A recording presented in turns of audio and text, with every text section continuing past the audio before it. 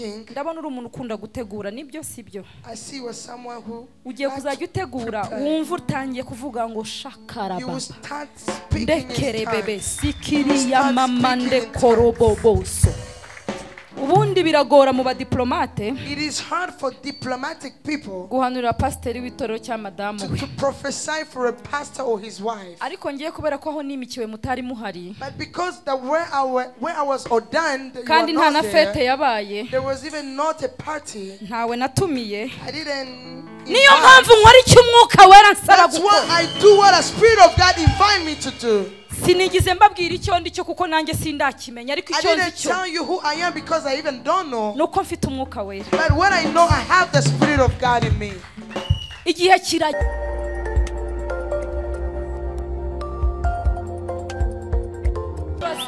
Jesus, we glorify you. Jesus, we glorify you. No one deserves to be praised. No one deserves to be honored. No one deserves to be praised. No one deserves to be proclaimed. No one deserves to reign. Expect you, Jesus.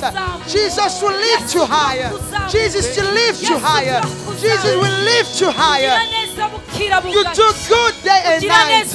You do good day and night. You just speak and listen. You speak to our hearts. And speak with our challenges. And speak to our burdens. You speak to our sorrow. You speak with our hurts. You just go deep in our hearts. Jesus, we glorify you.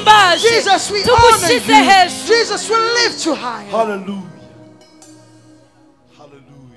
kimwe mu cyo tugukundira One of the reasons we love you, nukuganira na bya bindi bitabasha kuvuga just because you speak with unspeakable in our hearts. kimwe mu cyo tugukundira One of the reasons we love you, nuko mu bwinshi bw'abantu because in the crowd wita kuri bugukoreho you care for the one who will touch you. benshi barakubyize A lot have just squeezed ariko you, umwe yagukoze but one touched you. uyu munsi tuje kugukoraho Today we come to touch you. waravuze ngo You said hari umuntu nkozeho there's someone who just hari umuntu touched me. nkozeho Someone touched me. barakubaza bati They said, asked mu bantu you, bose bakubyiga in all this crowd, uravuga ngo hari umuntu why do nkozeho you say now someone is touching urangije you? uravuga neza And ngo then you just say hari imbaraga there is some zimvuyemo power that came out of hari me. imbaraga zimvuyemo Power came out of izo me. nizo mbaraga ziri bukuvemo That's the Kristo power that we come kuko out of tuje you. kugukoraho Because we came to touch tuje you. gukora ku bishura We byawe come to touch your ntabwo word. dutaha uko We twaje not go back the way we came. nutagendana natwe ntabwo If you tugenda don't go with us, we are kandi not going. nutaduha umugisha ntabwo If you dusohoka don't bless us, we don't go out. erega nta wundi wavugana natwe No tugatuza one usibye can wowe touch our heart except you, Lord. turakuzamuye We lift you. turakuzamuye We lift you higher. tutitaye ku byo ducamo We are not considering tutitaye whatever ku we byo are going through. tubuze We're not considering what we don't have. turakuzamuye Kristo We just glorify you. turakuzamuye Kristo We lift you, glory. tugukomeye amashyi menshi We cyane clap for you. urabikwiriye mwami You w'abami deserve it. haleluya Hallelujah. haleluya Hallelujah. haleluya Hallelujah. imana yacu ihabwa icyubahiro May the Lord be praised. gira mugenzi wawe ngo Yesu waje gushaka uraza Tell your kumubona neighbor you will see that Jesus you come to seek. mubwire ngo icyo ushaka uraza Tell kukibona your neighbor you will find what you come to search. mubwire buri muntu wese hano yaje ku giti cye Everyone in this place come for himself. icyakuzanye urakibona You will just get what brought you here. icyakuzanye urakibona You will get what brought you here. ni byiza ko abaturanyi baturana bahuje It is good that neighbors live in one accord. ushobora kuba waje gushaka imbaraga You just come to look for power. undi yaje gushaka amavuta Other one for anointing. ni byiza rero ko mwibwirana kugira ngo buri wese nafate icyaha mutaza kuba It is abasazi good just to introduce yourself. Someone will take what comes. ongera usuhuze mugenzi wawe Just say hi to your neighbor. oya musuhuze umureba mu maso Just look at him unamusekere and give him a small smile. njye ntekereza ko umwuka wera ageze ku ntumwa cyangwa umwuka wera amaze kuza habayeho guseka When the Spirit of God came to his disciples, they laughed. habayeho seremoni yitwa guseka There was a ceremony of smiling and laughing. bimwe mu bituma ugomba guseka One of the reasons you have ni to uko laugh iyo ataza kuba imana is because if it was not God, ndakubwiza ukuri Satani aba yakumize bunguri I nk'ubugari. swear you will be done. Rero iyo utekereje icyo ngicyo When you think about it, uraseka. you just laugh. Uraseka. You laugh. Mu guseka Well, as you laugh, harimo imbaraga zo guseka ibyakagombye kuguseka. there is a power of laughing or thing which was supposed Niba to hari laugh umuntu at uzi ko you. hari ibyakagombye kumuseka, If you know that there's thing we are supposed to laugh uyu at munsi you, akaba ahagaze yambaye neza, and today you are standing ni igihe cyawe well cyo kubiseka. that it is time for you to laugh at Hari it. ukuntu twese twavuye mu rugo, There is a way we came from home, ariko hari aho twari tugiye. and there is a place we are coming to. Ndashimira Imana yuko utayobye. I thank God you did not just go Aho waje rero the place you came hari to. ibisubizo byawe. There is your answer. Aho waje rero The place you came to. gerageza habeho itandukaniro ryawe mu rugo na hano mu Just rusengero. put a difference between home and this place. Oya, ushobora kuba utakumvishije I neza. think I wish you could hear me well. Mu rugo At home, wenda wavuyeyo, you just came from home. bakubwira ngo amakara arashize. They told you that there is no charcoal, Barakubwira bati wenda umunyu mabuja. there is no salt, Mabuja. Ndetse noneho na nyirinzu yari yahageze. And the landlord was just at the door. Can you imagine mood wavanye mu rugo? Can you imagine the mood you came home from? Pampa z'umwana zashize There mama. is no pampers, Mama. N'amata ntayahari. There is no milk.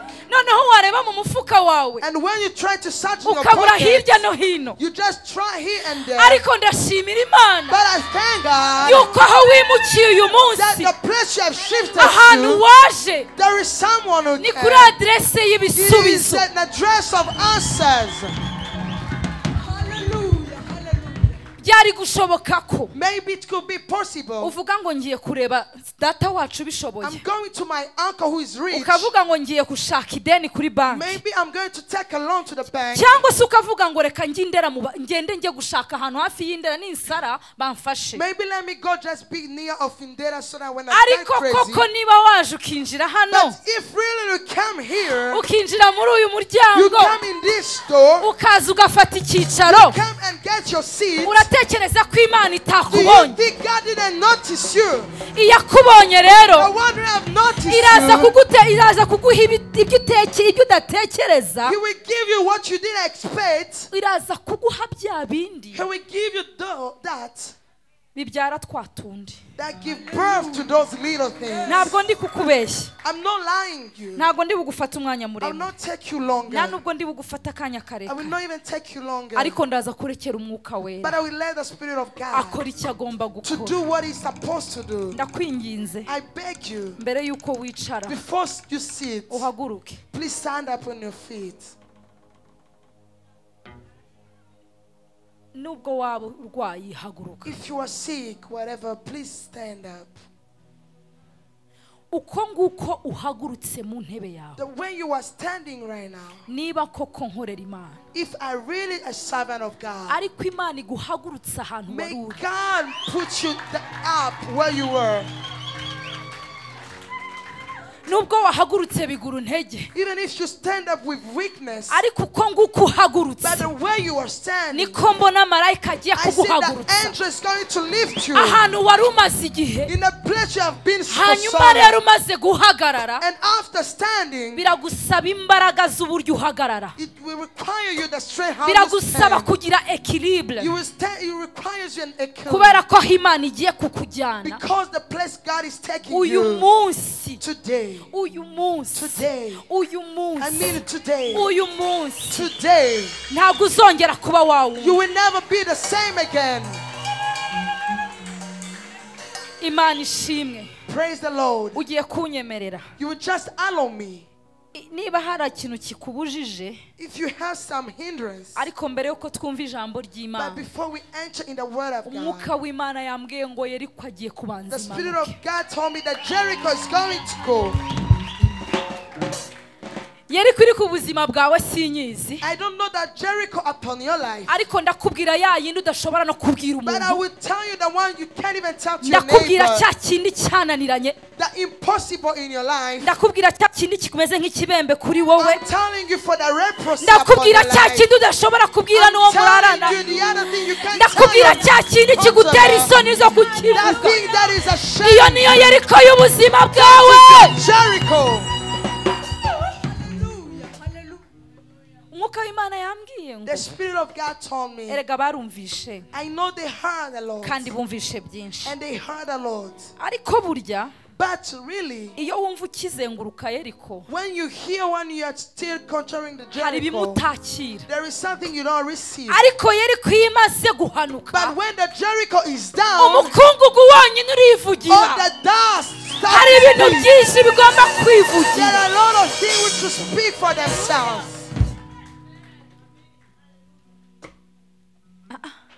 Hano rero gerageza ubwire mugenzi wawe ngo hano naje kwirwanaho. Please your neighbor, today I came to fight for myself. Nibwo yaba ari fiance, Even if it is your fiancé, nyuma yo niba abana berekanye, if they even presented you here, mubwire uti excuse me, tell him, excuse me, uretse gato nirwaneho, please give me some little time and kuko fight. Yeriko yanjye Because my Jericho, igiye guhanuka. it is going to fall down. Reka mbabwize ukuri, Let me tell you the truth. ahantu hose hari ikintu gisenyutse, kino gikuta gisenyutse, ikintu cya mbere twabona If a wall just go down, the first thing we notice, ni ivumbi, it is a dust. ni ivumbi. Dust. Ivumbi rigiye gutumuka, The dust is going just to go. ivumbi rigiye gutumuka, You will just see the dust. ivumbi rigiye kugira gute? You will see the dust. Hanyuma nibwo buryo turi bukoremo mu guhimbaza Imana. That's how we are going to praise God.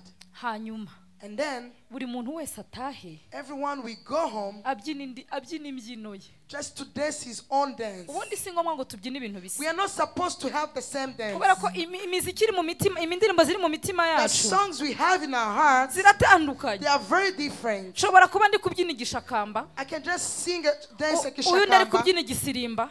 Someone else igisirimba. Ibyo nibyo biri mu mutima. That's how your heart feels. Birangora gukorana n'abantu bakorera hanze badakora mu It is mutima. hard to work with people who operate outside, not inside. Ndabanza nkasiga makeup mu mutima, I start with doing the makeup iyo inside. itariho ntishobora kujya ku When it isura is yanjye. not inside, it is not Uyu going munsi out. rero So today, turabanza we will start tubihamagare. to call it.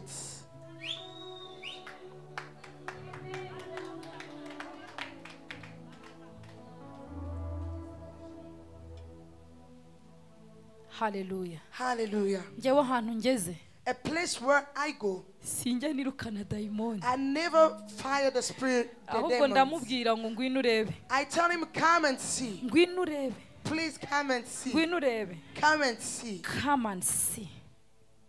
Ntazongere kuguhunga kubera ko wamwirukanye. Never just, he will never go because you just fired Ajya him. amenya ko wahageze, Let him know that you are avuga around. ati si ubu ndahakora iki ko And say, what yahageze, am I going to do? kubera in this yuko place? kubaho kwanjye hano Since there is my presence here, ngomba I kumushwanyaguza, have just to scatter him. ngomba I have kumudistroyinga, to destroy him. ngomba gusiga I namusigiye have to n'agace. make him nothing.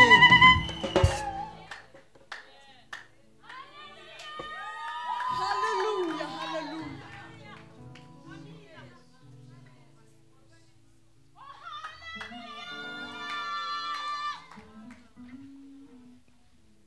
Imana ishimwe, Praise the Lord. Imana ishimwe. Praise the Lord.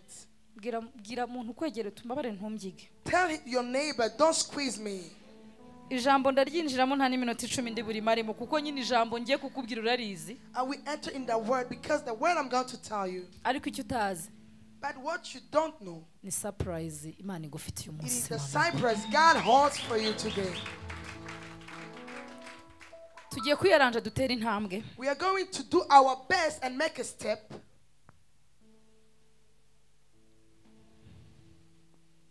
Amen.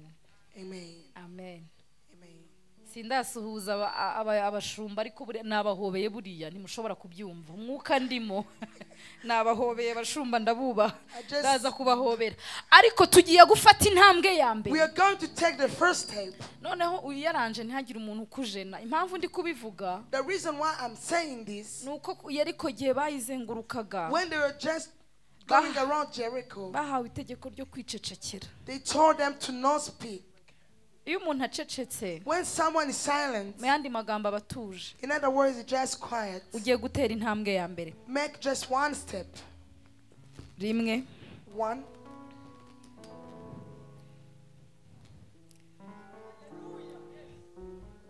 igihe usuzuguwe kirahagije. The time you have been despised is very long. Kabiri. 2. Igihe umaze muri icyo kigeragezo cy'ubukene kirahagije. The time is spent in poverty, it's enough. Gatatu. 3. Igihe umaze ku musozi wo kutumvwa kirahagije. The time is spent to the mountain of being understandable, it's enough. 4. 4. Igihe umaze ku musozi w'ibyago kirahagije. The day you have spent in a time of calamity, it is enough. 5. 5. Igihe umaze ku musozi w'abasubizwa inyuma kirahangiye. The time you have spent to the backsliding, it's enough. 6. 6. Ibyo byose byikusanyirize hamwe. When everything comes together. Ibyo byose byikusanyirize hamwe. Let all these things come together. Nitugera muri 7 turatuza byibuza umunota umwe. Ku ntambwe yacu ya 7 umbabarire utera intambwe ya yindi warakererewe igihe kirekire. Utera intambwe y'abakererewe. Make a big step to the step number 7. 7 tugiye gutuza. Buri wese akusanyiriza ibiri mu mutima we. Let everyone take all his thoughts in his heart.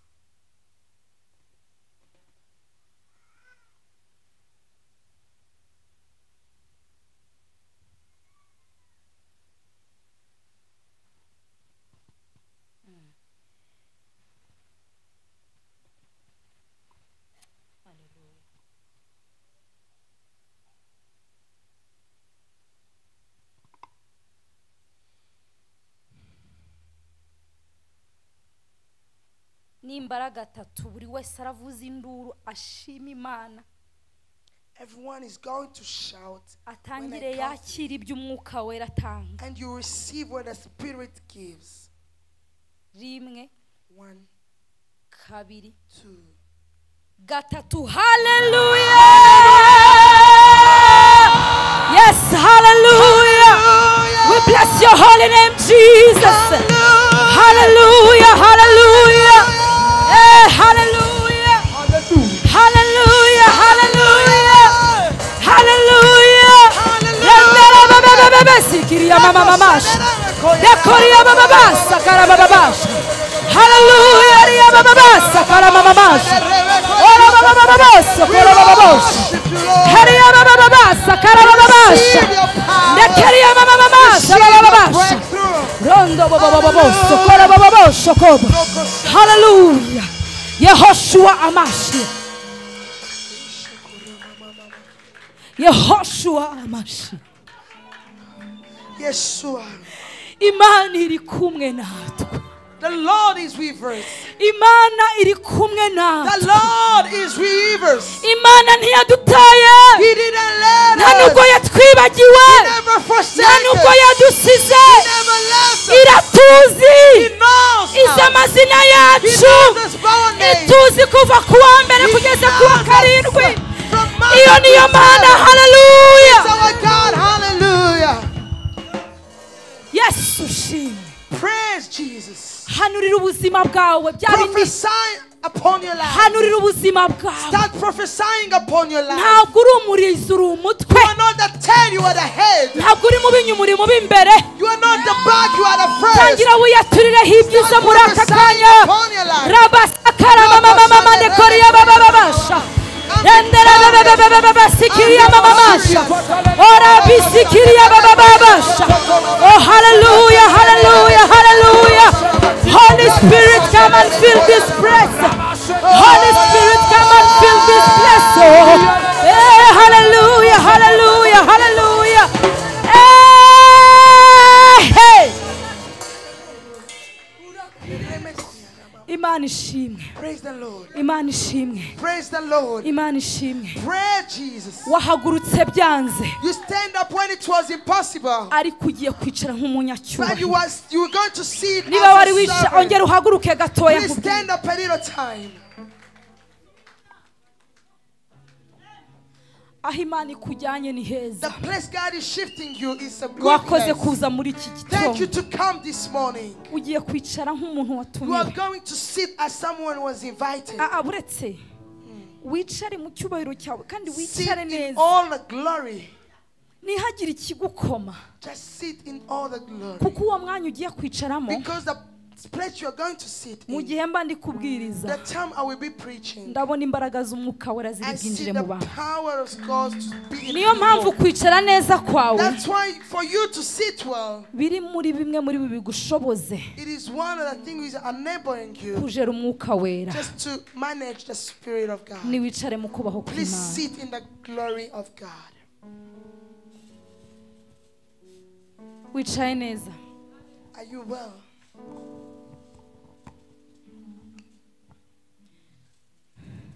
Bimwe mu bindi Imana iri buze gukora, One other thing God is going to operate, iraza guha abantu amafaranga. He will give people money.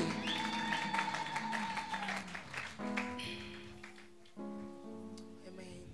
Kandi mu bantu iri buyahe menshi And among the people that we get a lot, urimo. you are among. Hallelujah.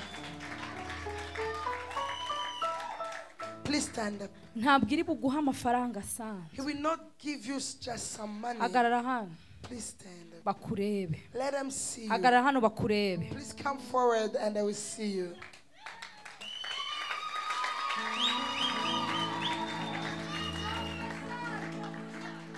Ku munsi wa gatanu On Friday, utuje when you be quiet, umvishe muri wowe you heard in your spirit when you were ko ngomba quiet kuza hano. that I was supposed to be here. Ntawaguhaye option, No one gave you that option. ariko wumva mu mutima wawe ndi buze hano. But you heard in your spirit I was supposed to be here. Reka nkubwire kimwe mu byanzanye. Let me tell you one of the things I came to do. Mu myaka 3 mbona hano imbere In 3 years that I have spent, uzaba uri umuntu utunze cyane. in 3 years you will be a rich man. Ntago mfite ubwoba bwo kubivuga I'm not ashamed to talk about kuko nzi ko it Imana itajya imbeshya. because I know God never lied to me. Impamvu azatunga cyane The reason why he be so rich nuko atanga ibye mu murimo is w'Imana. because he gave his own in the Ntabwo nziranye ministry. nawe n'ubwa gatatu mubonye, This is the third time I've just seen him. ariko mushumba But pastor, uyu nguyu this man, urukweto ntirwaguhengamiraho ahari. your shoe can never get old when he's here. Niba mbeshya unyomoze, If I'm lying, let me know. akunda umurimo w'Imana He loved the ministry, nubwo ahagaze hano, even if he's standing ariko here. siho ari kwibona, But that's why he's not seeing ariko atinze himself. hano hantu He has spent for kugira long ngo yambukane n'abiteguye so that kwambuka he may shift. babashe kugera So hakurya. they may shift. Hari akantu Imana igukuyemo There is something God is taking kitwa out of you kuvuga ngo turabigenza gute. to say like, how are we going to do it? Ubundi uyu nguyu ndi kubwirwa ngo ni c'est un monsieur d'arrangement. Donc ukunda kwiyaranja ntujya ubura uko biri bugende. He's a man of arrangement. Nibyo Is it true? aravuga ngo ntago turi bubura uko tubigenza. He's like, we will have a way to sort Ndumva it. umwuka wera ambwira ngo kubera iryo jambo ukunda kuvuga, Because of that word, ayayayayayayaya, ngo ntago turi bubura uko we will tubigenza. sort it out.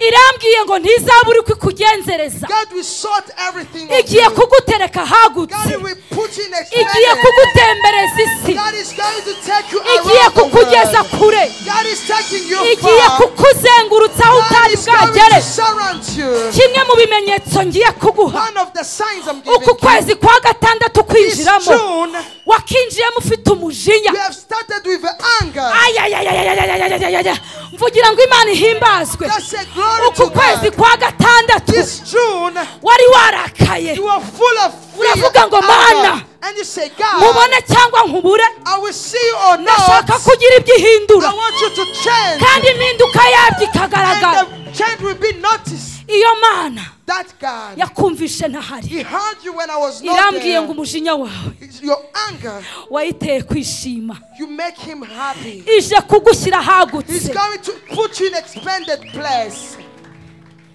mvugira ngo imana ye just say his God. igiye kwitwa imana yawe. He's going to be your God. Imana ihabwe icyubahiro. May God be glorified. Imana ihabwe May icyubahiro. God be glorified. Ndashaka gufunga ibintu byinshi muri nge I want to close a lot in me kubera ko umwanya ari muto. because the time is short.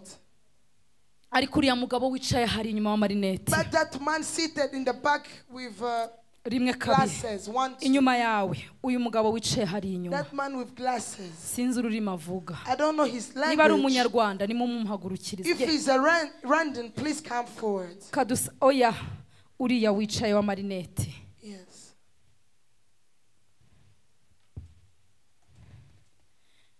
Waramutse. Waramutse. Uyu Good niwo morning. uyu niwo munsi wawe w'agakiza. Today is your day of salvation.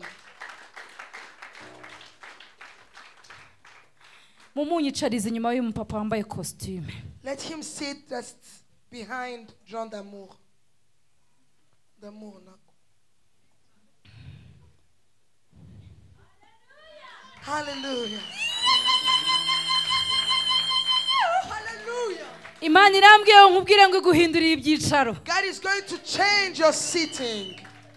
Nubwo utuje cyane. Even if you are a calm Ariko person, ufite ibintu byinshi bitagomba gutuza but muri you wowe. have a lot that shouldn't be quiet. Ugiye gukorera Imana wa You are mupapa. going to serve God. Turaziranye. Do we know each other? Ugiye gukorera Imana. You are going to serve Kuva God. uyu mwaka utangira, When the year started, Imana yakurinze impfu inshuro enye. God have protected you 4 times of N'ubu death. ngubu muri uku kwezi Even in this month, ikurinze ikindi He's kibi. protecting you some Ugeze evil. kure, You are far, kure cyane. so far. Nimva hano When I will leave here, uzampamagara nyuma y'amezi 3 ariko ntabwo uzambona. you will call me after 3 months and you will not see me. Uzaza ubwire pasiteri Tell your pastor ibyo ubonye ku Mana. what you have seen upon God.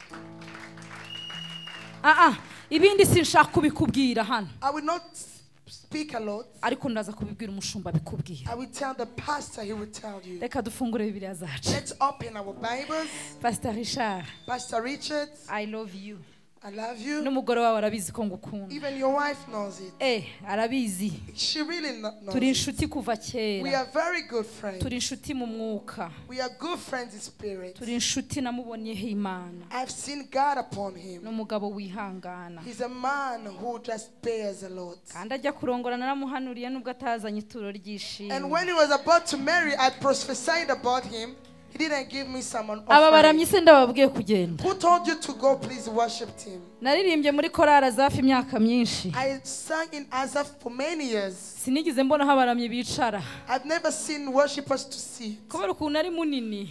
Because I have a lot of kgs, Naravuga ngo nirwariye umugongo. I used to say my back is painful. Ariko naje gusobanukirwa impamvu tuticaraga. But I've just got to know the reason why we don't sit. Nuko abaramyi It's because worshippers, dufite isanduku. we have the covenant. Isanduku ntiyicara. The covenant doesn't sit. Hallelujah. Hallelujah. Disi nazanye na mama wanjye I nahaguruka came with my basuhuza. mom. Please stand up and say hi.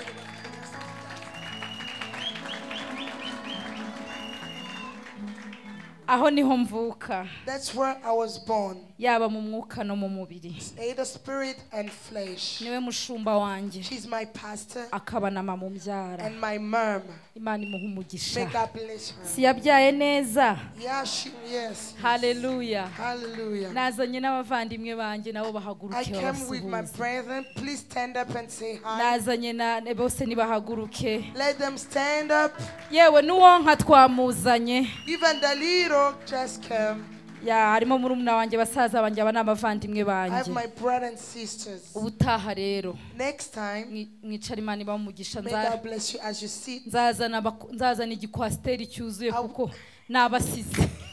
Next time I will come with a bus which is full of people. Imana ishimwe. Praise the Lord. Bashumba mwakoze kungirira icyizere. Pastor, thank you for honoring me. Umuherwe wakoze kuntumira. Big boss, thank you for inviting Ya me. ndakwita icyo uri cyo kuko sinkwita icyo waje uri cyo I'm ndakwita ikindi calling cyo. you who you were. Ijambo ngiye gusoma murarizi mwese. The word I'm going to read, you all know. Niyo mpamvu ntaryitayeho cyane nubwo nigitayeho. That's why I'm really not taking care of it. As Ariko such. nitaye cyane. But I really take care kukigiye gukorwa mu minota 20 for busigara. what's going to happen in 20 minutes to come. Nazanye n'umusenzi wanjye umunyamasengesho wanjye usengera umeka Omari, Pastor Omari Pastor nahaguruke. Omar, he's my intercessor. Yeah. Mukomera amashyi. Please clap for him. N'umushumba akaba n'umunyamasengesho He's a wanjye. pastor and intercessor. Ibyakozwe n'intumwa kabiri ndashaka ko Pastor Richard aza kadufasha Pastor gusoma. Richard, come help us to read Acts of Apostles chapter 2. Mbabarira isomo uhagaze. Please read as you stand. Ibyakozwe n'intumwa. Acts of Apostles. Hari impamvu ari we mpagurukije gusoma rino jambo. There is why I'm the one requesting him to read. Ukunguka uhagurutse usoma ijambo. As you stand up reading this word of God, nawe umaze igihe ku musozi. you have spent a long time on the mountain. Ubutumwa ufite ubundi bwarakurenze nta nubwo wabona aho ubuvugira. You have a lot of message, you can't even contain it. Mu minsi izugiye kuzajya uhagara ahantu nk'aha ngaha urire kubera ko ari byinshi. Days to come you will stand in such place and cry because it's a Lord. Ariko bidatinze But soon ndabohereje. I'm sending you. I know what I'm saying. I know what I'm saying. Byakozwe n'intumwa kabiri. Acts of Apostles chapter 2. Reka dusome. Let's read. Mose wa Pentekoti usohoye bose bari hamwe mu mwanya umwe bahuje umutima. Nushaka wirekereraho. Impamvu kinakubwiye ngo vugana na mugenzi wawe. The reason I say you speak with your neighbor nukugira ngo duhurize umutima hamwe. is so that our hearts may come together. Nituza guhuriza umutima hamwe, When we put our hearts together, umwuka wera araza kumanuka. the Spirit of God will come down. Namara kumanuka, After coming down, ntabwo ari bugiye mu bicu, He will not go in the ground. ahubwo arajya mu mutima He wawe, will enter in your ari heart, byo bishushanya ibicu. which is the crown. Namara kugera mu mutima wawe, After being in your heart, arawuha imbaraga. He will give it power. Ongera urebe mugenzi wawe, Tell your neighbor, ubwira ngo umwuka ngiye kuzura the Spirit I'm going to be ntabwo filled, umeze nka wa wundi wari it usanzwe. is not the one as Niyo usual. mpamvu ngiye guhamagara mwuka wera I'm kurushaho. going to call the Spirit. Nubona umuntu atangiye guseka, When you see someone starting to laugh, nuko yari amaze igihe adaseka. it will be very long without laughing. Umwuka wera arabamanukira The Spirit of God is coming ngo down. bose bari ahantu hamwe, They were all together bari mu cyumba nk'iki in the turimo, upper room, ariko icyabatandukanije n'abandi but the difference nuko was bari bahuje they umutima. had one heart. Mu mitima yabo In their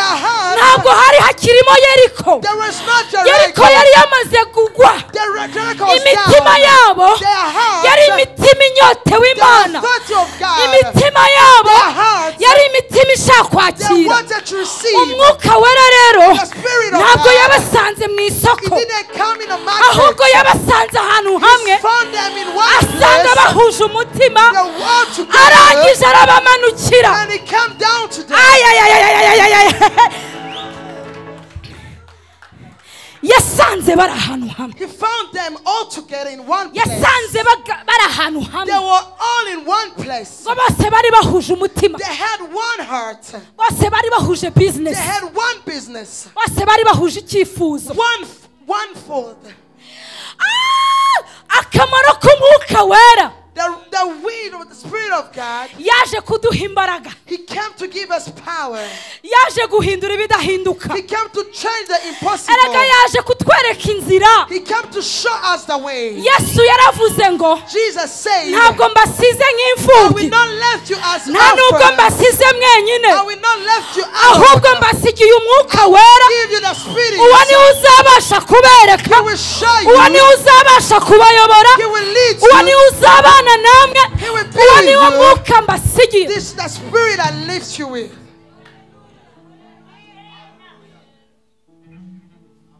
Yesu ntabwo yigeze avuga ngo Jesus didn't say, mbasigiye amafaranga muri konti. I leave you with some cash in the Nta account. nubwo yigeze avuga ngo He didn't even say, mbasigiye abagabo banyu n'abana banyu, I just give you kids and husbands. kubera ko azi ko abana bashobora kutuyobya, Because that our kids can mislead abagore us, n'abagabo batuyobya, such as women and husbands. inshuti zatuyobya. Friends can mislead us. Arangije aratubwira He ati just said, hallelujah, narebye I just noticed ndeba kugenda kwanjye, for me to go. Mu by'ukuri sinagombaga kubasiga. I was not supposed to leave you. Ariko kubera ko nizeye umwuka wera. But because I believe in the Holy Niwe mbasigiye. I leave you with Uwazabaha imbaraga. He will give you power. Uwazabamenyesha. He will just announce you. Uwazabafasha. He will help you. Uwazabashoboza. He will enable you.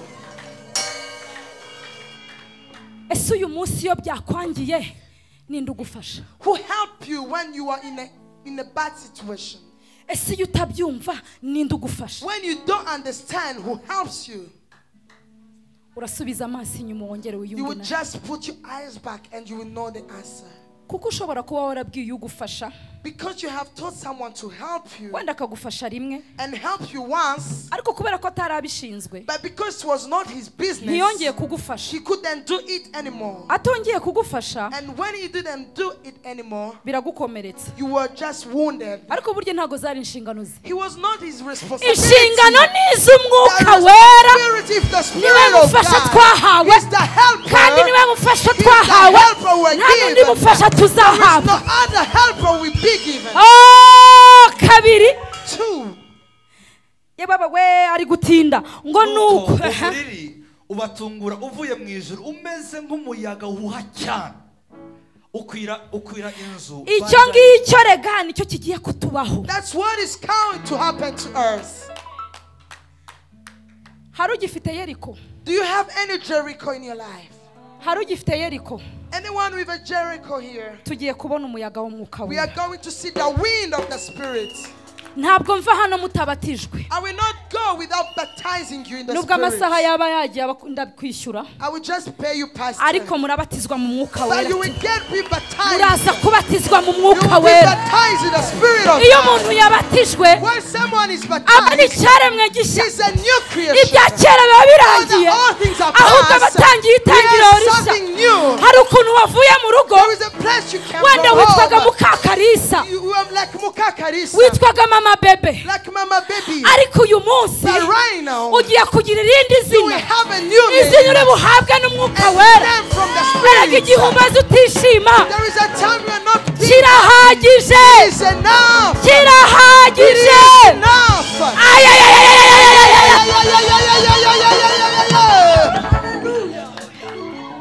Hanyuma kuri uwo musozi, On that mountain, uwo musozi umazeho igihe the mountain is spent long. wabatirijweyo, You have been baptized from baguhereyeho there. izina, They gave you a name. bakwise ntibikunda, You were impossible. bakwita ntibishoboka. Your name is impossible. Ariko waje hano But you came here muri ya nzu in that aho house duhuje umutima, where we just all umwuka wera together. The akatumanukira, Spirit comes down on akaduha us. izina rishya. Haleluya. Haleluya. Haleluya. Ndakubwiza ukuri, I swear to you, ndataha nitwa Gahongayire mwuka w'Imana. I will just go home as Gahongayire, Spirit of God. Ariko ye, Yeah. haleluya. Hallelujah. Sha dayimoni agiye guhura n'ibibazo. The demons are going to be in trouble. Abarozi bakurogaga bagiye guhura Witchcraft n'ikibazo. in trouble. Abagufunze bagiye guhura They n'ikibazo. are going to be in trouble. Abafunze imigisha yawe bagiye guhura Close n'ikibazo. your blessing in trouble. Abadayimoni bakurogaga bagiye guhura In n'ibibazo. trouble. Haleluya. Hallelujah. Ubugome bwabo igihe cyabo kirarangiye, kuko babaza baca mu nzira nyinshi, Because they just go ariko in a twe lot of twinjiye ways. mu nzira imwe, We just went in one place. duteranira ahantu hamwe We are all together kugira ngo umwuka wera so that the atumanukire. Spirit come down on us. Namara kutumanukira After coming down on us, aduha imbaraga. He will give us power. Iyo tumaze guhabwa imbaraga, After given the power, ibitashobokaga the impossible, bihinduka ibishoboka. it becomes possible. Ariko uzi kujya gusaba ufite ugiye kujya gusaba akazi ufite dokima zuzuye, You're not just going to ask for a job with all the documents. bakakubwira ngo huzuye hatuzuye. They tell you it is full and yet it is not true. Uwabiteye The person in charge of cyangwa it, uwabiguteje the person who made it to agiye you, guhura is n'ikibazo. going to be in trouble. ndumva hari ibihe bigiye kubera hano. I feel a wonderful. Ndumva hari ikirere kiri There is gufunguka. an open atmosphere. Ndumva hari ikirere kiri There is an gufunguka. open atmosphere. Munyemere nsabe ruriya ruhande gusa. Allow me to request this side. Ruhaguruka b'imbere bicare. Ruriya ruhande ruhaguruke. Please stand up. Abandi bicare. Others will be seated. Muri uru ruhande. In this side. Uru ruhande runo ruhande. This side I'm meaning. Harimo. There is. Harimo. There is. Harimo. There is. Harimo. There is. Marayika. An angel. Ufite. Who has. Ufite. Who has. Ibintu bimeze nk'imigozi. Think like just some Yanditseho. strings written. Kubohoka. Deliverance. Kubohokerwa. Deliverance. Kubahora. Deliverance. Ngo mwuka wera aramanuka. The spirit came down. Ngo batangira kuzura imbaraga. Started to be filled Ngo with mwuka power. wera aramanuka. The spirit of Ngo God came batangira down. kumva hari impinduka. They filled with the spirit. Niko mwuka wera agiye kumanuka. That's where the spirit is coming Buri ruhande from. arugeramo. He will just Ariko go. mereye kuri uru ruhande. I'm starting with Aho this mwuka side. w'Imana agiye The kumanuka. spirit is coming to be Atangira down. ahindura ibidahinduka. He will change the impossible.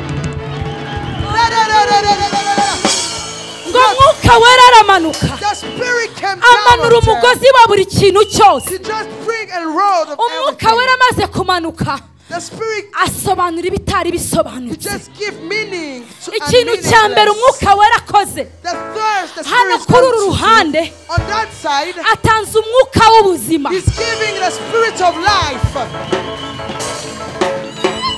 Muri uru ruhande In this side, hari dayimoni ngiye kwica. there is some demon I'm going to kill. Hari dayimoni witwa bwihebe. A demon of desperancy, Yari mu mitima ya benshi hano. which is in a lot of people on this side. Wanaje kubwira ngo urajya hehe igihe ugiriyeyo byakumariye iki? What are you going to Hari uwo do? byabayeho nazamura akaboko.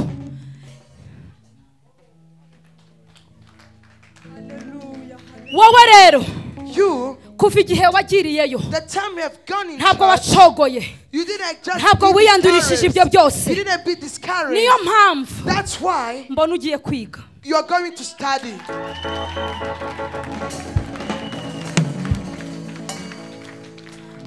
Hano In that place, abantu mufite akazi ntabwo ubundi ari akanyu. that job you have, it is not yours.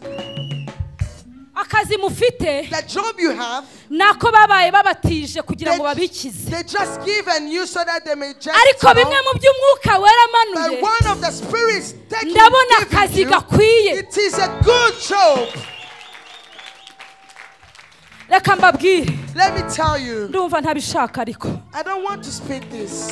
reka mbabwire Let me tell you, muri uru ruhande in this side, muri uru ruhande in this side, niba utazi n'uburyo buzura umwuka wera if you don't know how the gas nta forumire bigira. it doesn't have any Umusirimu formula. yuzura umwuka wera. Even like civil Uwo ari we life wese yuzura umwuka wera. can be filled. Ugiye kuzura umwuka You wera. are going to be filled with Ugiye the kuza Spirit. uhabwa agakiza. You are going to be Ugiye saved. kuza uhabwa You agakiza. are going to be Ugiye saved. kuza uhabwa You agakiza. are going to be Ugiye saved. kuza uhabwa You agakiza. are going to be Ugiye saved. kuza uhabwa You agakiza. are going to be saved. Ugiye kuza ukorera You Imana. are going to Iki ni igihe cyo minister. gukorera This Imana. is the time to minister. Ntiwongera kugira ubwoba. Don't be afraid. Imana izabana nawe. God will be with you. Imana izaguha umugisha. God will bless you. Mu kuyikorera bizayihimbaza. As you minister. Ntuzagira isoni zo gukorera Don't be Imana. ashamed. Nibyo abantu basa nawe.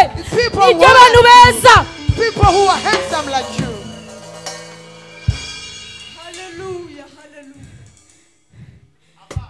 Bimwe mu byifuzo ugira my brother. One of the wishes you have, brother, You just need to go to America. you want to go to America. Am I wrong? Let me Ndabeshya. shout.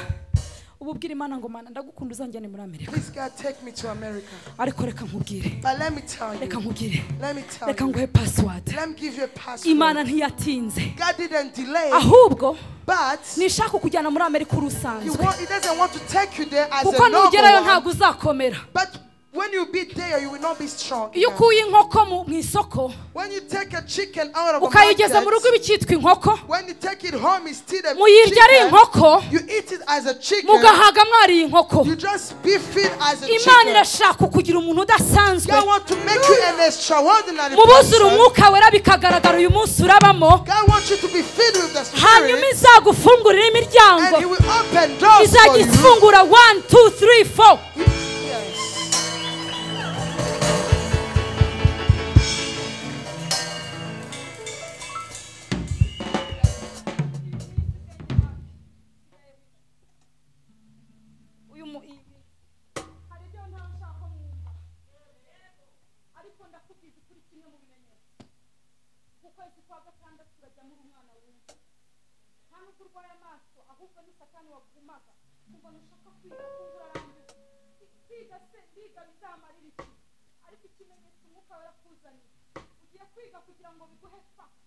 yo kuzamukiraho kugira ngo ugende uba ukomeye kuko wowe uri mu bakomeye ugomba kuba mu bakomeye. Imana ishimwe. Praise the Lord. Guma hariya mu baririmbye. Please stand there in the worship team. Hallelujah.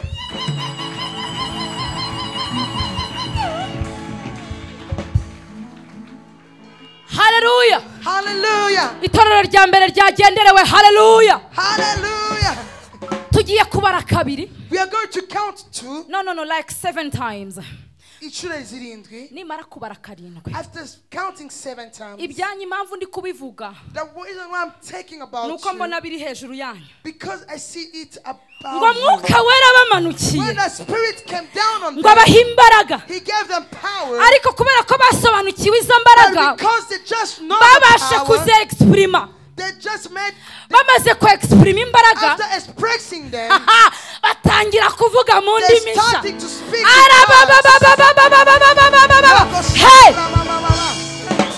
Ngiye kubara karindwi. I will count 7. Buri wese nimara kubara karindwi, Everyone, as I count mu 7, mbaraga ufite, in all the power you have, wakira ibyawe. receive what is yours. Wakira ibyawe. Receive what is yours. Ngiye gusenga isengesho rivuga I ngo will pray one prayer. umwuka gufungura May amaso. the Spirit open your eyes. Umwuka gufungura May the amaso. Spirit open your Hanyuma eyes. niwakira As you receive, usimbuke. you will just jump. Usimbuke wakire. Jump and receive. Numara kwakira After receiving, ubihagatire. just squeeze it.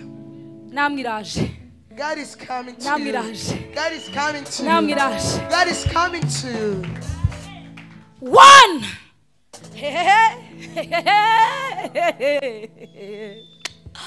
Oh, kabiri.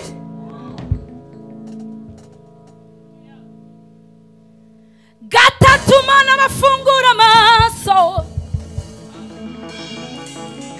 Mana na kumuzuko wawe muri bo. Kane. Mana baha imbaraga zo kwakira icyo ugiye kubaha. Gatanu. Mana baha imbaraga.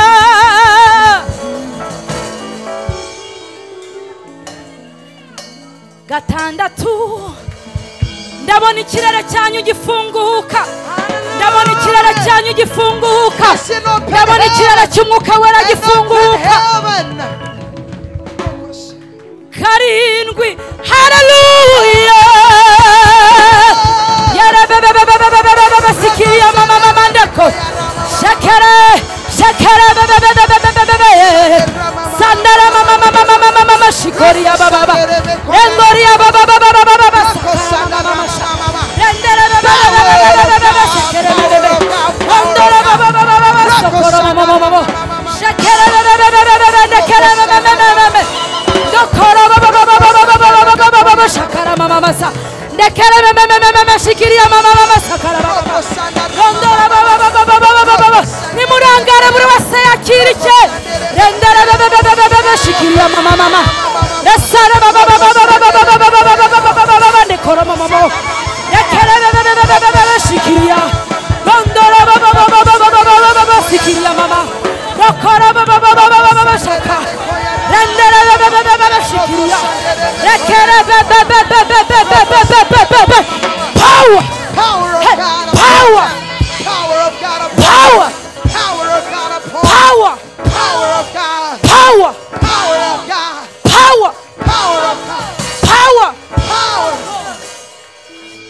Hallelujah. Hallelujah. Hallelujah. Ntihagire urangara. Buri wese yuzura umwuka mu giti May cye. you be filled the Spirit. I can see the power of Holy Ghost. Nakira imbaraga za Mwuka Wera. Ndabona imbaraga z'umwuka wera zigenda. I see the power of God moving. Ziri gukiza It amakanseri. is moving, healing Ziri gukiza cancers. amadiyabete. It is healing. Ziri gukiza indwara diabetes. nyinshi. It's healing. Papa, Imana igukijije indwara. God is healing you, Papa. Ndabona icyapa cyanditseho ubuzima. I see a just. Komera Imana amashyi kubw'uriya mubyeyi. Let's clap for the Lord. Ngwino hano, ngwino tubyinire Imana, Papa. Please Ngwino, come forward. We are ready to dance for the Lord. Please come forward, Papa. Papa, umeze gute? How Genda are you? nk'umujene, genda nk'umujene. Yeah. Genda mumukubitira umuziki. Babeta. Eh! Hey, take it. Aha, ibyicaro byawe ndabihinduye mbigize. From today you will be sitting there. I love Holy Spirit. I love the Spirit.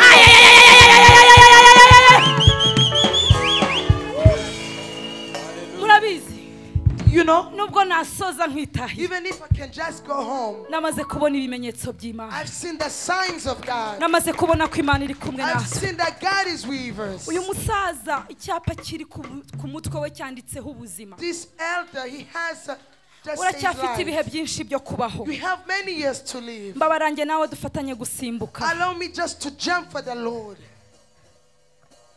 Ngwino. Please come forward, Papa. Take it. Ay ay ay ay ay ay ay ay ay ay ay ay ay ay ay ay ay. Hey! Ay ay ay ay ay ay ay ay ay ay ay. Hey! Hallelujah! Imana ishimwe. Imana ihimbazwe. Ay ay ay ay ay ay ay ay. Hey! Papa, Imana iguhaye ibihe byo kubaho. God is giving you many years to live. Kandi Imana kugira ngo ikwereke ko ikuzi. And ask God to show you that He knows Mu you. bantu basabye Imana udufaranga urimo. Among people ask God for money, you are among them. Urava hano nkuremeye. I will just give you some money. Ugenda ujye kunywa fanta. You will go and have some fun. Uvuge ngo nahuye n'Imana. And say, I've met God. Ndagutumaho uyu mukozi w'Imana. I will just tell Aguhe the ka pastor, fanta uze gutaha ujye uvuga he uti, will give you some fun. kuko yangiriye neza, kuko yangiriye neza. Ntusubire kwicara hariya, icara hariya hafi. Please just sit, just Imana front. ishimwe. Praise the Lord. Imana ihimbazwe. Praise the Lord. Abuzuye umwuka wera. Those who are filled with the Spirit. Abuzuye umwuka wera. Those who are filled with the Shaka umuntu Spirit. uva muri mwebwe. I just want one of you. Akavuga mu ndimi. And he will speak in tongues. Kandi mu kuvuga afite ubwoba. Vuga mu ndimi, numara Speak kuvuga in mu ndimi. tongues. Niko kwimurwa kwawe. That's how God is going to shift you. Mugihagaze ntimurangare. As you are still standing, Nkeneye umuntu uri buvuge mu ndimi I hariya. want one person to speak in tongues. Kubera ko kuvuga indimi nshyashya Because to speak in tongues, birukana umwuka w'ubwoba you muri just mwebwe. fire the spirit of fear. Kandi uraganira n'Imana ibyo And you abantu will batumva. speak to God things people can understand. Mbahaye umunota umwe. I give you 1 minute. Yes. Yes.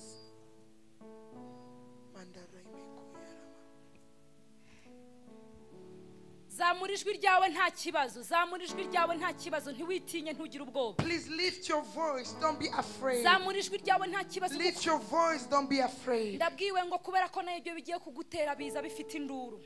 Yeah, because when you are just in a mess, it comes with a lot of shouts.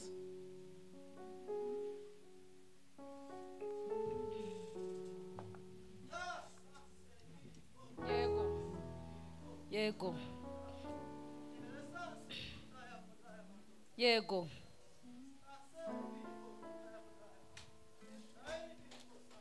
Hallelujah. Yego. Yego. Yego. Yego. Hallelujah. Yego. Yego, yego, yego, yego. Hallelujah. Yego. Yego. Yego. Yego. Yego. Yego. Yego, yego, yego, yego. Yego.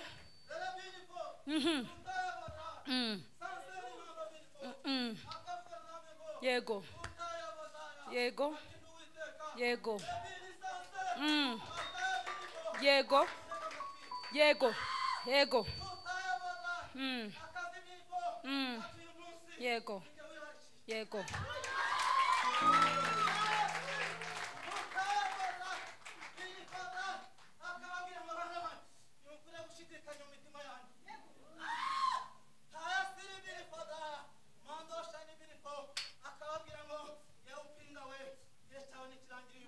Yego nibyo.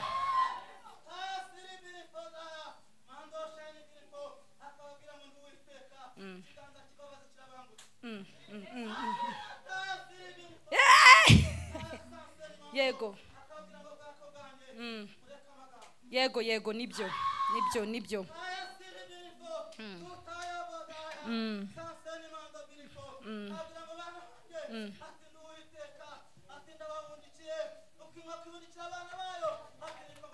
Imana ishimwe.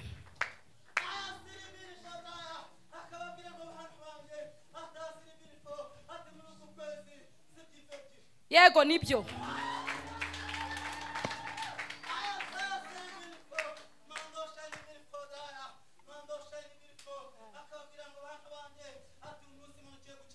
Yego.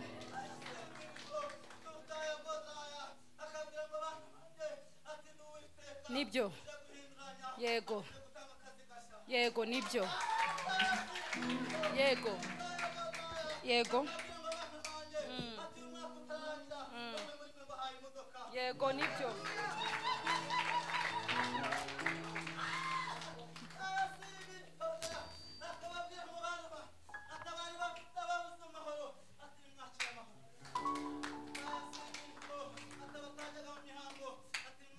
Nibyo nibyo nibyo nibyo.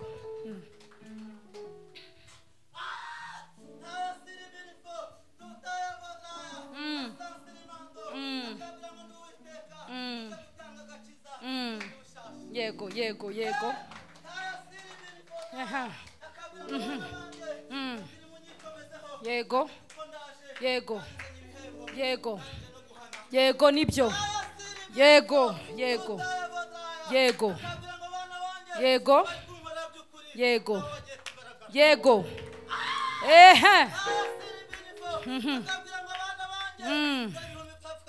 Rebebebe sike. Yego. Yego.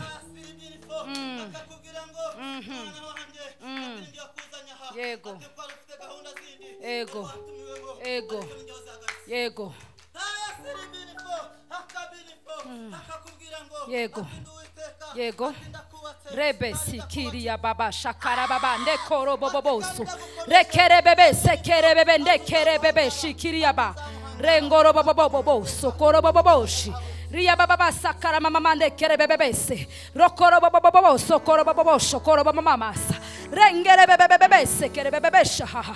Rekere bebe shaha. Yego umwuka wera urakoze kumubereyeho. Rebe sikiria baba baba sha. Kandi urakoze kumukureho igifungo raba sikiriya baba cyare sinshaka kugwa rekere bebe sakara mama mandeko robo soko robo bobo shikiriya babandeka kandi urakoze kumugarurira ubwenge kandi urakoze ko impano ze wongeye kuzatsa kandi urakoze kumwimitse mu mwuka wera uyu munsi akaba hari izina yazanye uyu munsi akaba hari indi zina atahanye urakoze rendere bebebe sikiria baba shakara baba basa ndekoriya baba sengera uyu mukozi w'Imana uko yaje ntabwo ari ko atashye Imana ishimwe Imana ihimbazwe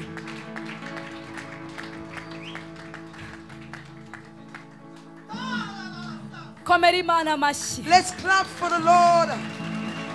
Kiriya gihande nimwicare. Please sit, brethren.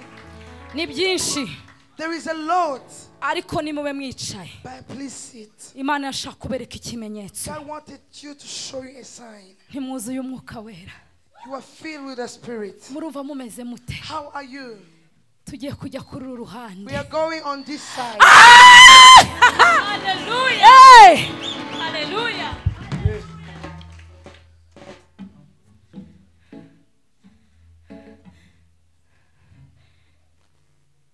umbwire baje kugera aho ngaho ku murongo wa 4 aravuga ngo bose buzuye umwuka wera batangira kuvuga izindi ndimi nk'uko umwuka yabahaye kuzivuga. Bose buzuye umwuka wera, bose hatavuyemo n'umwe buzura umwuka wera, the Holy Spirit kuzivuga and began to speak in other tongues. Aha rero uri burangaza undi nuri burangare nukuri simba beshya ndamuteza aksida y'umwuka. In this place, someone who is going just to mislead others, I will not be good with him. Tugeze mu mwanya uri tough. We are in a tough time. Ngo byagenze gute Pastor Richard? Bose buzuye umwuka wera batangira kuzivuga. Bavuga izindi ndimi nk'uko umwuka wera yabahaye. Uretse gato hari ururimi waje uvuga. There is a language you came speaking. Mama, Mom, hari ururimi waje uvuga. there is a language you came speaking. Papa, hari ururimi waje uvuga. There is a language you came speaking. Zimwe mu ndimi zari zinjiye hano. One of them is telefone yishyire hasi kuko Imana igiye kuguha Please put agakiza, down a kuko Imana igiye telephone. kugukiza abadayimoni God is barabasambana going to nawe, save you. kuko Imana igiye kugukiza going to imihango save yawe you. ntiriho, kuko All Imana the- igiye kugukiza umwuka w'abagusambanya.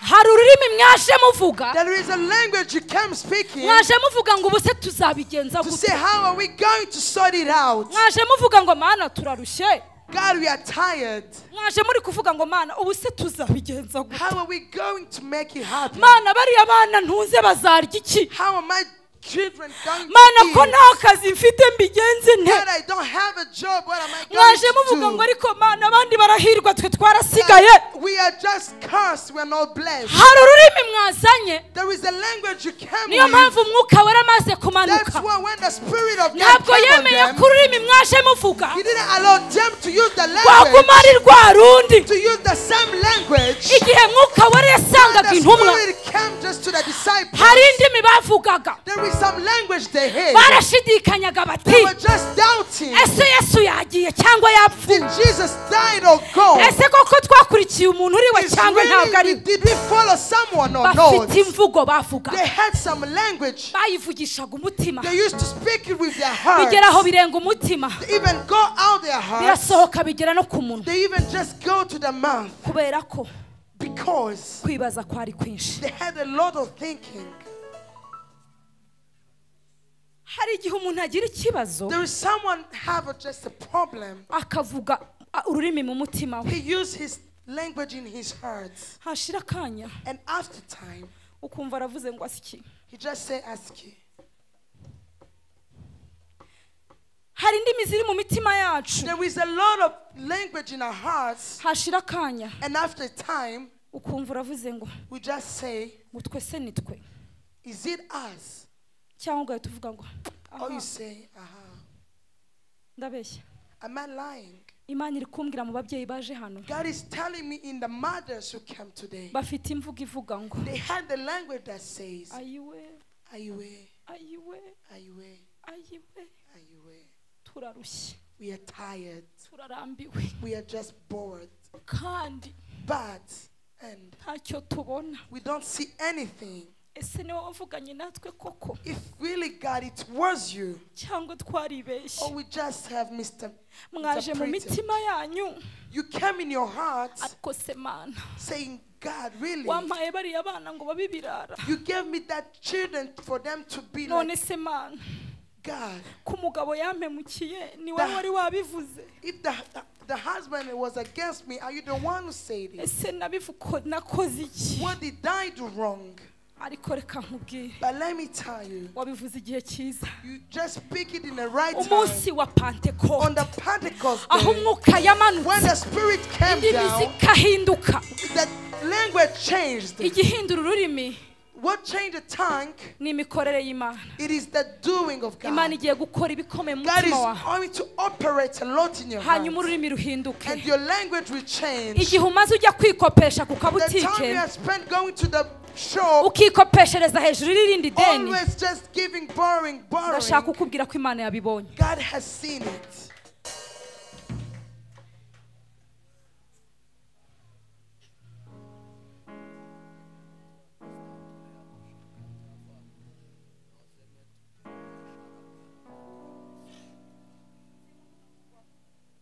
Imbaraga n'umva ugiye kugwa wicare, sibyo? Ndabona imbaraga z'Imana zigiye kumanukira ubuzima I see bwawe. the power of God upon your life. Amadeni ufite kuri butike yarakurenze, All the debt you have on the shop are very a lot. ufatiraho ayandi buri munsi, You always add and add others. ariko wariyemeje ngo But you have decided in nta your heart munsi n'umwe uzasa nabi. that there is no day you will just look shabby. Sinkunda umuntu ugwa. Please don't fall.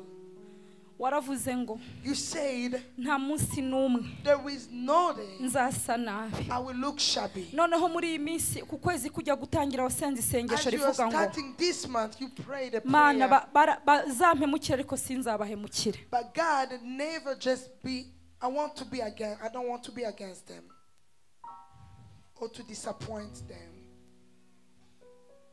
Mama Pasiteri, Mama Pastor, nyemera ngo ukoreshe allow me to use you. bimwe mu bintu umwuka wera akoresha. One of the things the Spirit of God uses nuko ari umwuka w'amahoro. is the Spirit of peace. Nguhagurukije nkubwira ngo I just raised you to tell you, wuzure amahoro mu mutima wawe.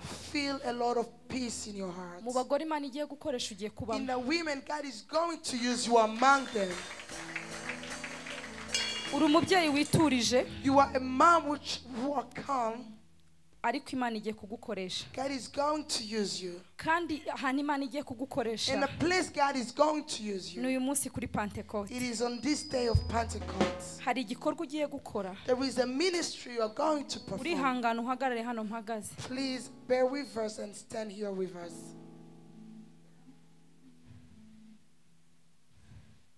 Uyu munsi Today, ntabwo usa n'amateka yawe, it is not like your history. ntabwo usa n'uko wavutse, You are not like the way you just came out. urasa n'umwuka wera. Mama yicara aho nari nicaye, urasa n'umwuka wera. You look as a Spirit of God. Umwuka wereje kuri wowe cyane The Spirit of God is coming to you, ku buryo bigiye kuzajya bigucanga. and it will just confuse you. Ugiye kuzajya utangira guteka. You will just start cooking. Ndabona uri umuntu ukunda gutegura, nibyo sibyo? I see you as someone who Ugiye kuzajya utegura wumva utangiye kuvuga ngo you shakaraba will start speaking ndekere in bebe tongues. sikiriya mama ndekoroboboso.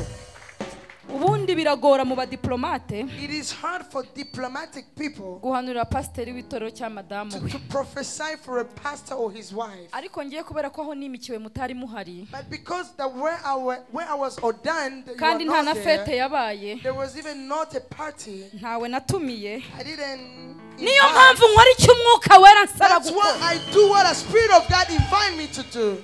Sinigize mbabwira icyo ndi cyo kuko nanjye sindakimenya, ariko I icyo ndi didn't cyo tell you who I am because I even don't know. nuko mfite umwuka wera. But what I know, I have the Spirit of God in me. Igihe kirageze The time is coming ngo ube umufasha. to be a helper. Igihe kirageze The time is coming ngo avuge rondorobobo, uvuge shikiriya baba ndekorobobo just to join in sokoromomondo hands. korobobo.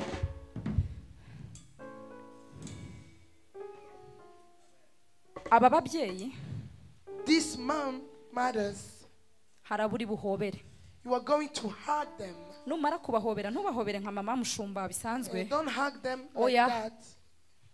Hug them well, a good hug.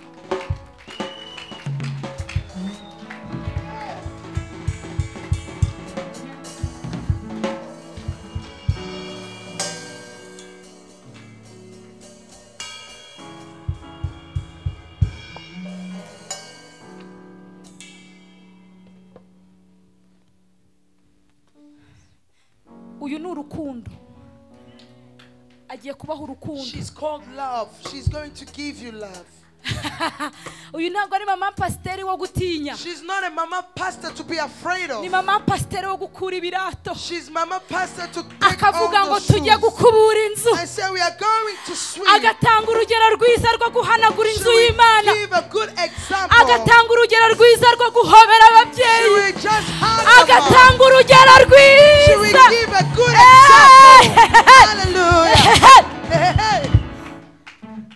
nicyo mama wanjye yantoje ntarambwira ngo nkore ikintu atarakora jamais. That's what my mom had told me to do. Arakoropa agakubura agakora isuku nkasigara mvuga ngo okay, next is me. Yeah. Uyu mubyeyi agiye kuba ikintu gikomeye. Uru rusengero nzagaruka hari iteraniro ry'ababyeyi. This is going to be a great person. Ngwino nawe ngukoreshe. Please come forward, Mama Pastor. Mama Munezero. Mom Joy. Mama Joy. Yeah, Mama Joy. Mama Byishimo. Mama Happiness. Ngo Maria na Marita barahoberanye ngo hanyuma umwuka agira icyo avuga hagati yabo.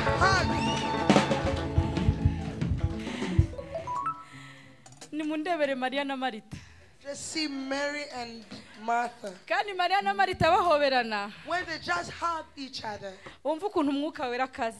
See what the Spirit of God. Ntabwo abagabo babo bagize icyo bavuga. The husband didn't say anything. Elizabeth, pardon. Bahoberana. When Elizabeth and Mary just baravuze ngo hari ikintu numva muri wowe undi nawe ngo hari ikintu numva muri wowe. I just hear something and I heard something too. Ikintu mwumvana hagati yanyu ro kigiye gutangira gukora muri iki gihugu. You hear each other is going to start operating. Mugiye kuba muri wa mama pasiteri buzuye umwuka wera bari mbese murabona umusazi. You are going to be among the mama pastors who are crazy. Mugiye guhoberana nimara guhoberana. You are going to hug each other and after mukanya harabe bitanga turaza no kwigaburo ryera. Reka ngire vuba pasiteri mpigaburo. Mugiye guhoberana. You are going to hug each other. Ariko ibintu birimo umwuka baramukomera Imana amashyi. This is spiritual. Ko batinye ndagira nte? Why are they afraid?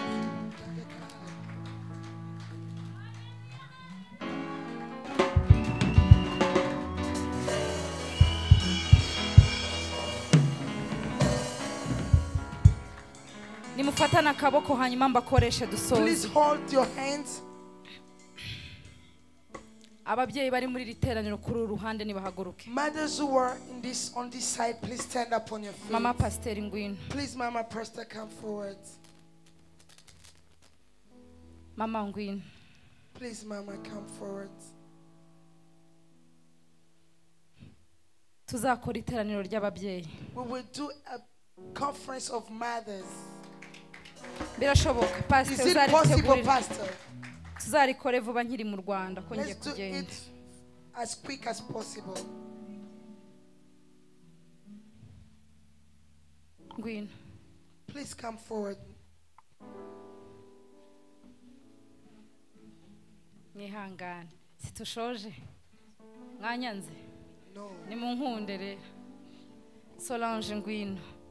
Please Solange come forward. Uriya ni mukuru wanjye n'umudiakonikazi.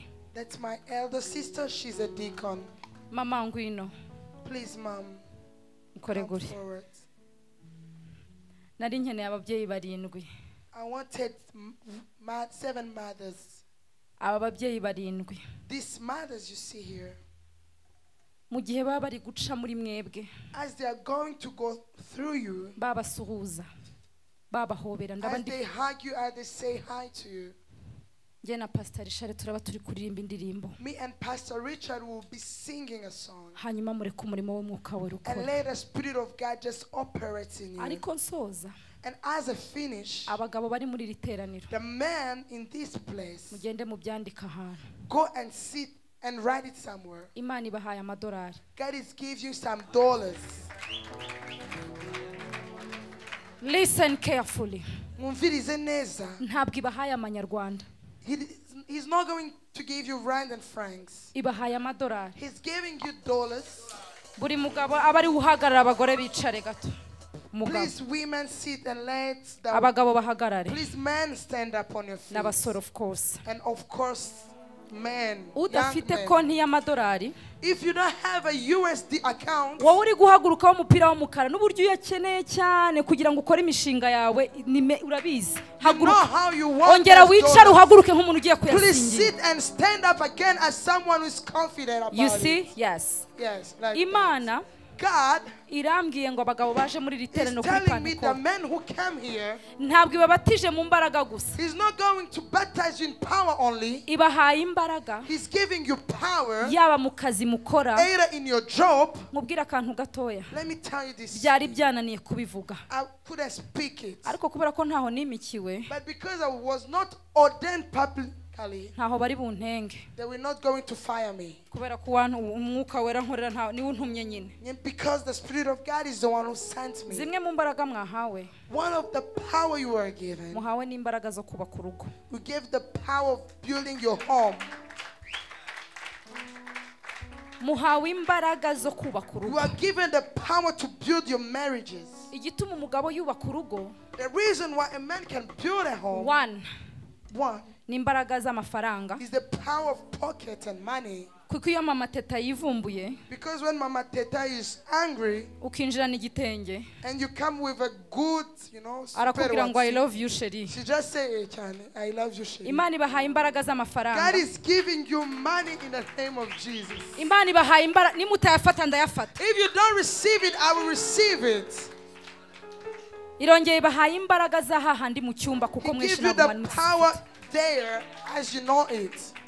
hanyuma rero And again, udafite konti y'amadolari if you don't have a USD account, ayifunguze. please open it. Noneho ikintu kiri bubashoboze And what will enable you nuko is that buri wese everyone ufite utunyarwanda who have rand and francs, aze gusiga dutuye hano, please just give it as an offering narangiza yandike kuri envelope. and write to the envelope. Niyo yaba ari 500 njye sinkunda no gusaba amafaranga, ariko no kugira ngo Imana ibafungurire konti z'amadolari. Yeah, it's for God to open USD account for you. Nzagaruka nyuma y'amezi 3, I will come back after 3 months. buri muntu wese amubuhamya, Everyone will be testifying. buri wese yandike kuri envelope ye. Please write on your envelope, Erega narabikoze birankorera. yes, I've done it and it worked. Ndi umwe mu bantu bahagara mu materaniro nkahabwa pastor abizi, nkahabwa amadolari menshi. I'm among people who stand in the conference and receive dollars. Kuba rero nabibabwira ngo mubikore, If I'm telling you to do it, ntabwo naba ndi kwibeshya. I'm not misleading you. Muzamure ibiganza Please byanyu, lift your hands. mwakira amadolari. Receive dollars. Mana yanjye, My God, nzongere kumva ubuhamya I will hear nyuma testimonies y'amezi 3. after 3 months Aba bagabo of this man bafite imbaraga z'uburyo who has bwose, the power in all ways, imbaraga z'amafaranga, power of money, imbaraga z'umwuka, power of spirit of ndetse God, n'imbaraga z'ijambo. even power of the word, Kandi ubarinde kwibwa, and protect them for being ubahe false, kwakira and give them to receive mu izina rya Yesu. in the spirit of God. In the Amen. name of Jesus, amen. Amen. Amen. Hallelujah. Abagabo mwiyicarire, Please babakire. stand up on your feet. Abakire bagenzi banjye mwiyicarire. Big bosses, my fellows. So turashoje. As we finish, Abamama barindwi bagiye kwinjira muri ya ruhande. these 7 mothers we enter in this side. Reka manze ndeka abadiyakoni batunganye. Let the deacons to prepare. Kuko umwuka wera yaramanutse, ntago yadubanje kuduha umwuka wera n'imbaraga, sibyo ra?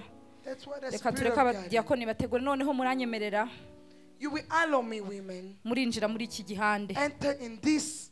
Nimumara kukizenguruka karindwi. As you are going Oh, to turn mama 7. haguruka.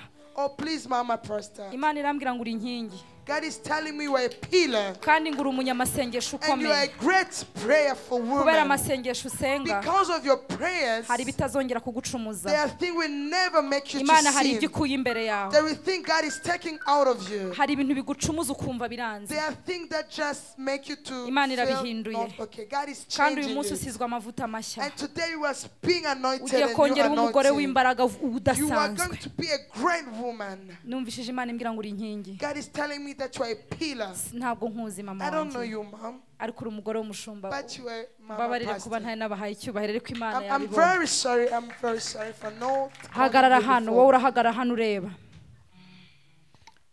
Mbaho ikimenyetso. I'm going to give you a sign. Ijisho ry'uyu mubyeyi An eye of this woman. riratinyitse. It is very afraid. People are afraid of it. Ni umunyampuhwe, ariko uri umunyamafuti biragoye ko mukorana. She's a compassionate woman, but when you are someone with wronged it is hard.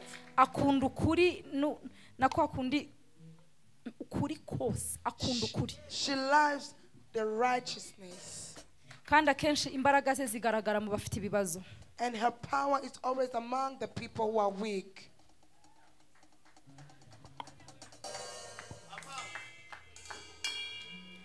soza rero nkingi uhagararaho. Please pillars. Hanyuma ababyeyi mugiye kwinjira muri bare ababyeyi. Women, you are going to go in these mothers. Papa mpa amavuta. Please, Dad, give me anointing. Umubyeyi ugukoraho ntiwuzura umwuka. Ntuzongere kubika amavuta mujye muyagumisha imbere y'umushumba. Amavuta nayo mu rusengero ntagaro yo muri ofisi.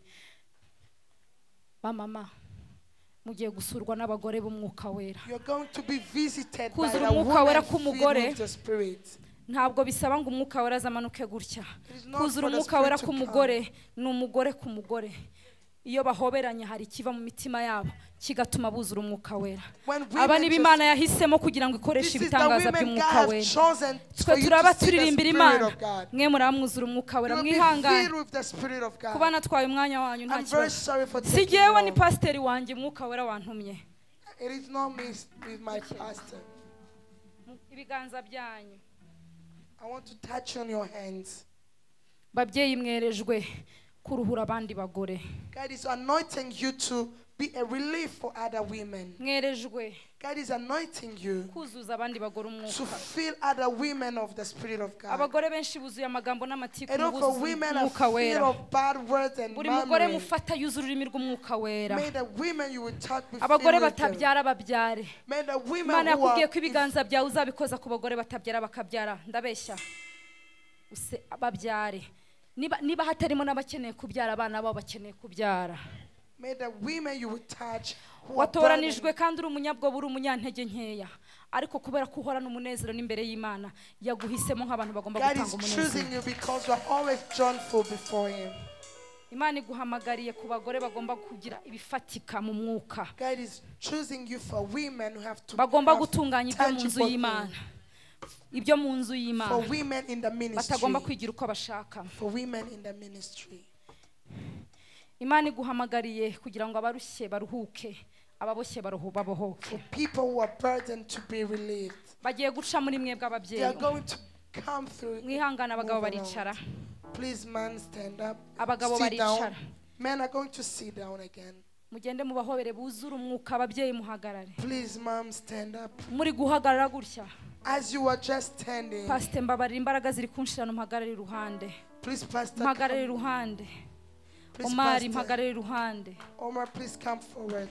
Duhagaze gutya. As we are standing like this. Hagarara hano imbere. Please come and stand here with us. Ndikubona umwuka w'Imana aza. I see the Spirit of God azanye mushwari nini yo guhanagura amarira. He has a big wiper to namara wipe kubahanagura amarira. He wants to weep all the tears. Agiye kubaha ururimi rushyashya. He will give you a new language. Agiye kubuzuza imbaraga. He will fill you with the power. Bamwe batangiye kumwumva. People are feeling muramwumva mutitira. You are feeling the muramwumva murira. muramwumva. Ariko aba babyeyi niba bahobera. Nkingi ngwino. Nawe urajya mu bantu. Muhere inyuma kugira ngo turangize. Uri inkingi nyamwamba. Ukomeze ukunda ukuri. Uzagucisha henshi heza. Hallelujah. Mugende. Mugende. Please stand up. Start going and moving on.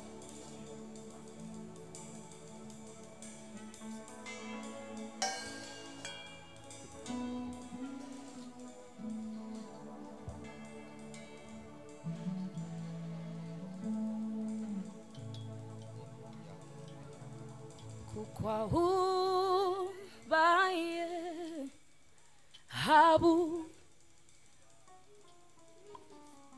kukwaugendera ijuru riri nimpore nimpore kukwaubaye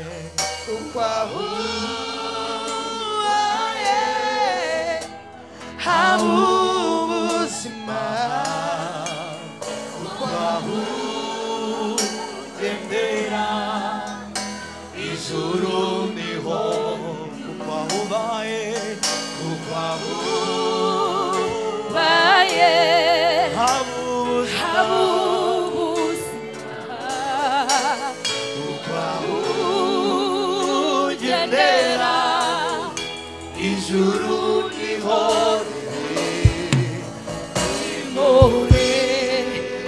nimpore kukwaubaye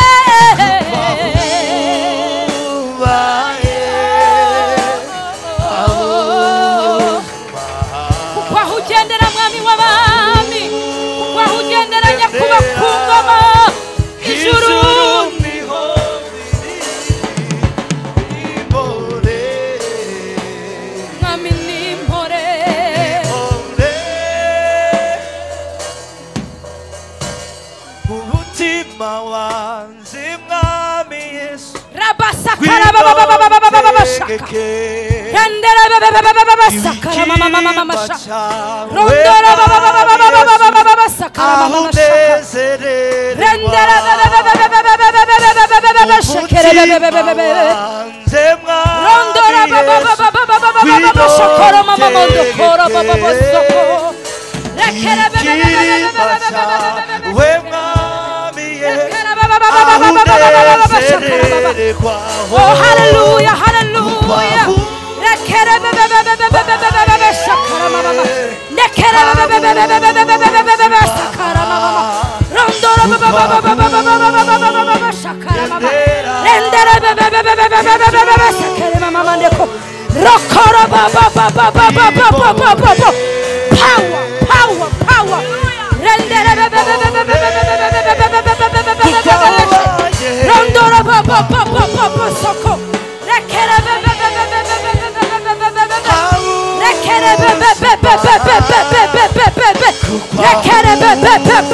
power power rondora babababababababa rekere santara mama shaka rondora babababababababa rekere power power power rapasikiri ya mama nekora babo rekere sekere nekori ya mama yawa power power rekere sekere rokora papa we know we got sekere